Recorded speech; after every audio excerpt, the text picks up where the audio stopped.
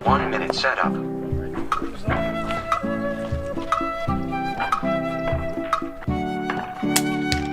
The Extreme Field Target course is one of my favorite events at the Extreme Bench Rest.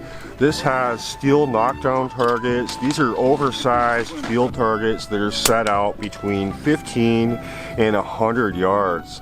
It does take quite a bit of skill, especially since you're going to be standing, you're going to be shooting in a lot of different positions. Some of the targets are difficult to see. So it does take quite a bit of skill to get through this course.